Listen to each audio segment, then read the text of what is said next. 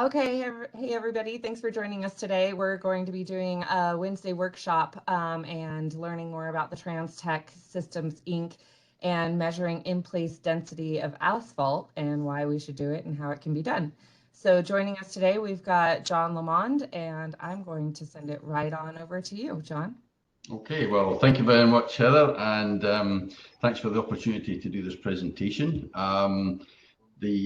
The presentation is prepared really for city and county engineers who are involved in the design and construction of asphalt pavements, and it will hopefully give some information on how any current QC procedures could be modified to help improve the finished product on the asphalt. And we'll be concentrating on the in-place density of the asphalt and why we should be paying particular attention to this. So as Heather said, my name is John Lamond. I'm a sales manager for TransTech Systems Inc. and our factory is based up in Albany, New York State. So why consider monitoring the in-place asphalt density? Well, every project has some form of quality control aspect to it. The QA part is the quality system to give confidence that the project quality requirements have been fulfilled. And the QC, the quality control part of it, is the monitoring and recording of the data to make sure that the quality requirements have been met. So every project has a quality input, and of course on pavement construction, the QC QA procedures are of course in place in some way or other.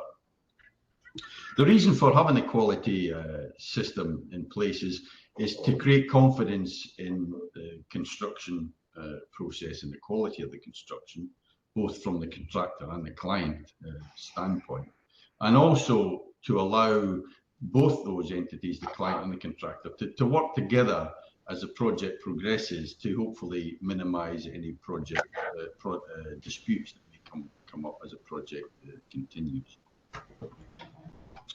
So this presentation is primarily focused at the asphalt density, and obviously density is achieved by compaction. And I wanted to start off by giving this quotation from the Asphalt Pavement Alliance that talks about a checklist for parking lots. And the reason I picked parking lots is because we're not talking about, you know, the 120-mile 6-lane highway.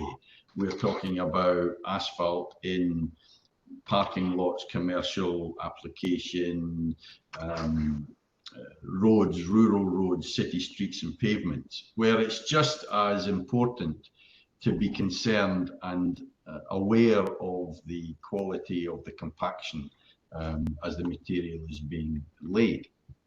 And what it says is that compaction is a critical part of the pavement installation. A properly compacted asphalt mat provides many years of reliable service, and it will keep out the moisture and prevent future problems. And the last sentence is one that we've highlighted in green. It says the inspector needs to monitor the specified compaction density with a gauge to ensure that final target densities are achieved.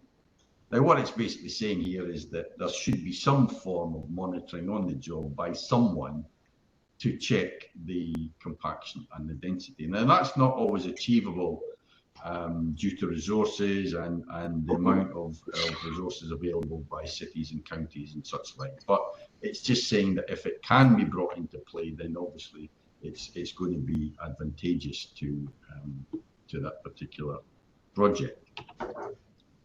Now, I got some information on Colorado in particular, and as of September 2020, Colorado has just under 186,000 lane miles of road, of which 75% of that's almost 140,000 are what's classified as rural roads. So in other words, Colorado has a significant percentage of non-highway construction for pavement. And Another bit of investigation showed that Colorado was 47th in the ranking for rural road conditions. But saying that, on the same report, it states that there's going to be $1.3 billion invested in the rural road network from 2020 to 2030, which means there's still 8 years or 7.5 years left of work to be done and will be done on the rural roads in Colorado. And that 1.3 billion could effectively repair 1,300 miles of roads. So there's a significant amount of work that will be taking place on that part of the Colorado infrastructure. And those repairs, we know, can come in various forms, and you've got rutting and raveling and cracking and potholes. And these are illustrations of the type of failure that can take place on many of the standard rural roads. And of course, this is an extreme example where you can see from this picture here that that pavement is way past its life expectancy, and probably would need a complete, full depth reclamation and relaying and such like. But what this illustrates is that repair and maintenance is a drain on resources. It's a costly exercise, and if when laying new asphalt, you can pay particular attention to the process and the compaction and the density in particular, then it can have benefits long term on the life expectancy of the pavement. And saying that, it's common knowledge that if you can exceed the compaction by even 1%, it will improve the durability and prolong the pavement life. And this is shown up in studies, technical studies that go back to the 1980s. And this, from the magazine of the Asphalt Institute, says that studies show that 1% reduction in in-place air voids can extend the asphalt pavement service life by at least 10%. So what it's saying in real terms is that if you're designing a pavement to last 20 years, and you can improve the air voids percentage or the compaction by 1%, then you'll get 22 years out of it. So there are real tangible benefits by paying particular attention to the density of the material as it's being laid. Now, this other quotation from a technical brief from the FHWA about improving sustainability of asphalt pavements is quite interesting, because it says that improving the compaction doesn't require additional materials, nor does it usually require additional equipment. But more importantly, it brings attention to the management, or the effective management, of the factors controlling success of that particular part of the project. And what are the controlling factors? Well, one of them is the monitoring and measurement of the in-place density of the asphalt. Because if you can monitor it consistently and efficiently and safely, then you can have a very improved picture, a greater knowledge of the compaction and the density of the material as it's being laid. And as we've sort of explained previously, by looking at this compaction in quite a critical way, you can actually make or bring benefits to the overall performance and durability and life expectancy of the pavement. So how could you do this monitoring? And this is where we come to the product, which is the TransTech PQI 380. Now, this is a non-nuclear asphalt density gauge, and it uses what's called electrical impedance technology to monitor the density. So what is electric impedance technology? Now, what it is this technology has a transmitter in the base of the unit.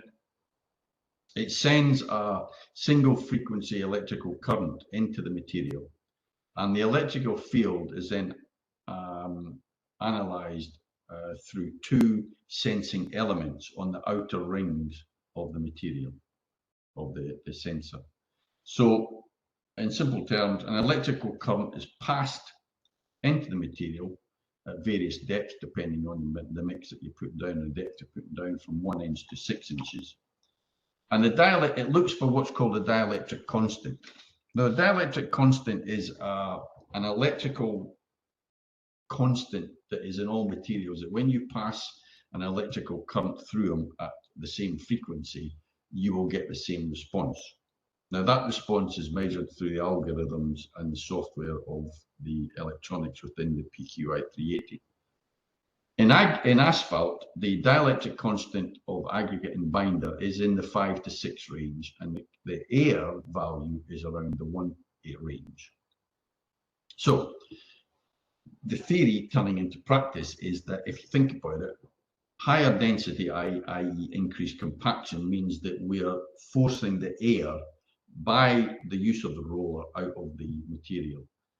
So the PQI measures the difference in the 1 range. In other words, it's looking for the change in the air content. Now, as the PQI is put onto the mat, it measures the difference in the air and records that through a series of algorithms. So by getting the results of the density instantaneously, it gives a result in 3 seconds.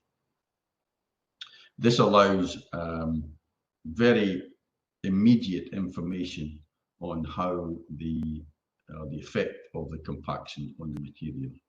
So as you can see here, there's a sensor, the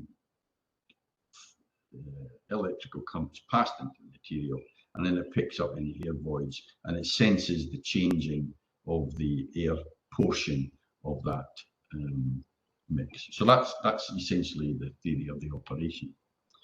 That is the PQI unit itself. It's, as I said, non-invasive. It's placed on the base, on the material mat. It weighs less than, well, it weighs about 12 pounds. And you get the readings in 3 seconds with an interface here for the user to input the data and operate it. And we'll go on to the features and what the benefits of the use of the PQI here. So I'm going to show you, hopefully there'll be some technical, operational, safety and health and financial benefits of using such a technology to look at the performance and effect of compaction on the asphalt. As we said here, the first thing is that you get immediate data on the compaction of the materials laid behind the roller. Now, this plays a part because you can make effective changes to the rolling pattern as the material is being laid. Because you get a reading in 3 seconds, or you can get it continuously, you have the ability to check the uniformity of compaction across the mat and at joints, and you have the potential to identify problem areas, while effective decisions can still be made to rectify it. And that's crucial to the whole point of having this in-place compaction, is that you can actually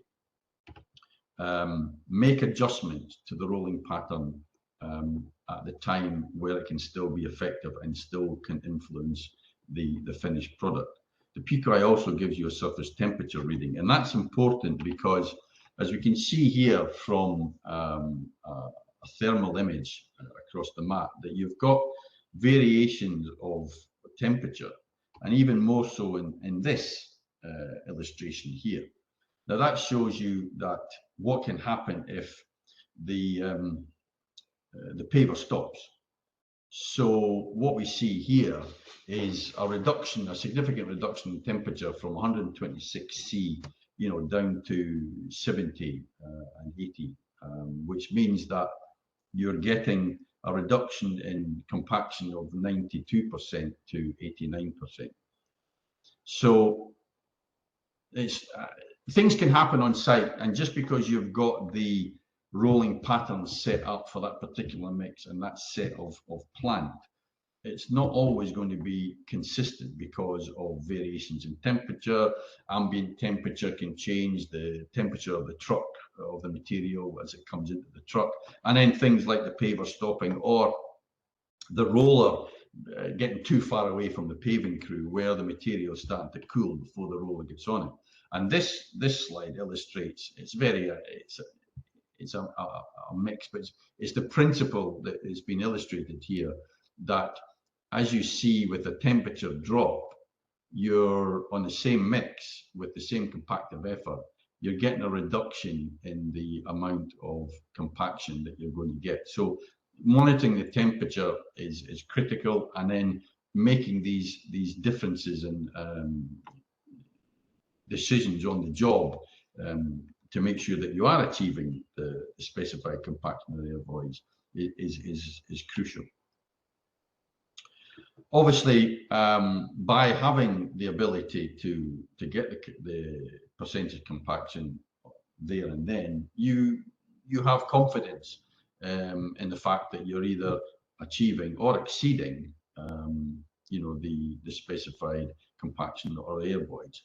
And this is probably more so for the contractor, but from a client point of view, if you are confident that you are getting the achieved compaction, then it will reduce the need for cores, because essentially for full compliance you can either use a nuclear gauge to go out and check it, but obviously that that has its own restrictions that go with it, or the fundamental way to check for full density is obviously take a core, but putting a core into a nicely newly laid mat obviously gives possibility for weakness straight away. So reducing the amount of cores that you take is a good thing. Other operational benefits are, because it's non-nuclear, any site operator can check the density, and you can have therefore the most effective use of resources, and then you're getting no delays in getting compaction data. We have many of our customers use the foreman uses it, the site supervisor, so anyone can use it on the site at any point. So it improves your QC capability over the complete duration of the project. Again, because it's electrical, it can be transported and stored anywhere. So there's no need for all of the restrictions and licensing things that are needed for a nuclear gauge. And again, it can help save a lot of time when you don't have to transport it back to what's called a safe location for the nuclear gauge. It's got a USB connection, so all the data test data that you take from site can be held and stored in the memory of the PQI, and then can be downloaded to a USB and off to a computer, and then passed over to the QC manager or the client or whoever who wants to see the data from that day's processing. Obviously, because there's no nuclear sources, there's no worries about transportation, as we said, or storage, or to and from the work site with all the restrictions that go with it.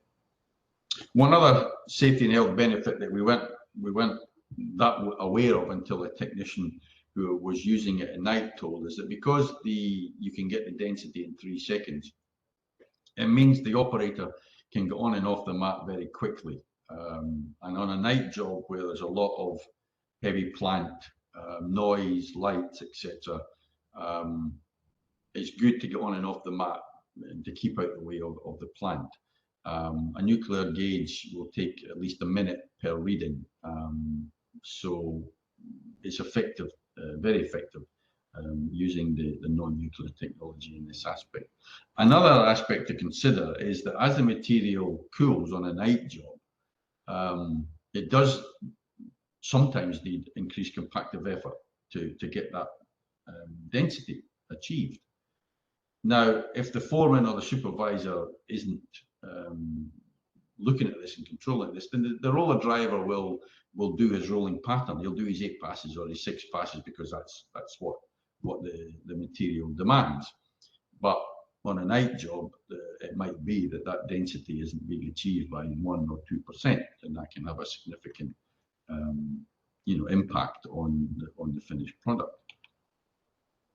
So bringing on the financial benefits, if we take into consideration all the aspects that we've discussed on the need for checking and monitoring the compaction to make sure that we get that compactive effort, we get the density, we get the air voids, then we can improve the durability of the roads. And as we said, if we have a 1% increase in the percentage compaction or reduction in air voids, then you can get on average a 10% increase in the life expectancy. So that means that you're going to have less repair and maintenance costs. You're going to have more cost-effective use of your tax dollars for, that's 75% of the rural roads in Colorado, and the amount of money that's been put into the rural road network. And, you're going to have satisfied road users because there's going to be less disruption to their daily lives. Now, we're almost finished, and I want to bring this into play because it was an illustration of how a municipality, this is the city of Kerrville in Texas, the street division, took a step forward in their QC processes for their pavement. And they bought one of our units and they started using it, and they actually, you'll see, I'll show a small video because they were awarded a street division award in 2020, I think, for one of the projects. But I sent them a small questionnaire, and the question is, was the decision to buy the PQI 380 a direct choice against a nuclear gauge? And they say yes, it was, because they didn't have the ability to create a safe room for the nuclear gauge or able to send an employee to get certified on the gauge. Now, owning a nuclear gauge can be quite onerous for a small city or county, and it's quite understandable that those resources to get a user certified is difficult. And then how strong were the environmental and safety and health issues a factor in the decision? And the answer was it was a big factor. They were a busy operation, and they didn't want to have the worry of having a nuclear gauge on the truck or being left on the job site. How often is it used? And they say they use it 90% of the time, and it's on the job site. And then, did you consider it a cost-saving item of equipment? And if so, why? And they said yes, it was. And their answer was that what they used to do was bring in a third-party testing company to either test the material using a nuclear density gauge or to bring them in to do cores. And that could be sometimes difficult to manage and get the timing right. And they don't always get the amount of information that they would need. So bringing their own QC in-house gave them much more ability to control their QC policy, if you like, for the pavement in Kerrville. And they don't have to do so many cores. Now I'll just show you this video. It's only a short video, and hopefully it will explain a little bit.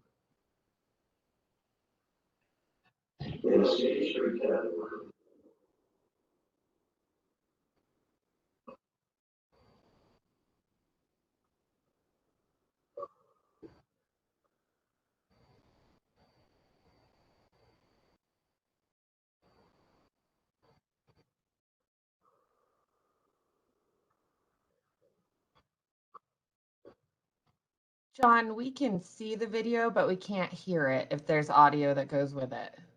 Sorry? We can see the video, but we cannot hear it if there's audio that goes with it. Okay. Okay, I do apologize. I didn't realize that the sound wasn't coming through on that. But what I wanted to do was just very briefly, the chap over here, Brandon Kelly, this is the engineer who initiated the whole idea of improving their quality control on the pavements. He's now got a team of something like 13 engineers and technicians. And he admitted that when he started the job at the beginning of the process, he didn't really have a very strong technical understanding of the paving process. But through a whole series of learning processes and such like, including equipment and other advice from other entities, he's developed a more robust quality control process, to the point where he got that award in 2021. So it basically, I mean, it's just to illustrate that regardless of the size of your city or county or whatever, we're not talking about you know, the big 6-lane highways. There's always an area for improvement, and Brandon and his team have shown that it's possible to do that. And I just want to move on. This is another response from a technician who's using it on a paving job. This actually was a technician who told us about the safety aspect of it. She says, fantastic piece of equipment, being able to use continuous readings so quickly is huge. I also like the lightweight, and it's less bulky in comparison to nuclear gauge. So that was just, you know, another supporting comment. And another one from a paving contractor who uses it. They do mostly large commercial parking lots for either commercial warehouse factories or large superstores. But again, they've brought it onto their quality control system, and it's now what they call a must-have. In fact, I was down training one of their foremen on the use of it, because they intend to have a non-nuclear density gauge with every paving crew that they put out, and the foreman is going to be the person who will be using it. So we're almost at conclusion now. So why consider changing your current QC procedures to include in-place monitoring of asphalt density? Well, hopefully we've shown you some of the technical benefits, operational benefits, and some safety and health benefits for the operator, and of course tangible financial benefits through the ability to improve the compaction density and therefore the durability of the pavement. So that ends the presentation, and I thank you very much indeed. Okay, thanks so much. Just stop recording here.